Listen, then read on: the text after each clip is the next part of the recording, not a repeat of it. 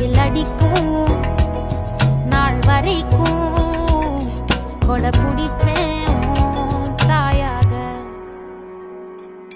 நீ நீ சொல்லும் கதை நான் கேட்கும் வர நாமாவும் மாய பறவைகளே. தென்கிழக்கு தேன் சிட்டு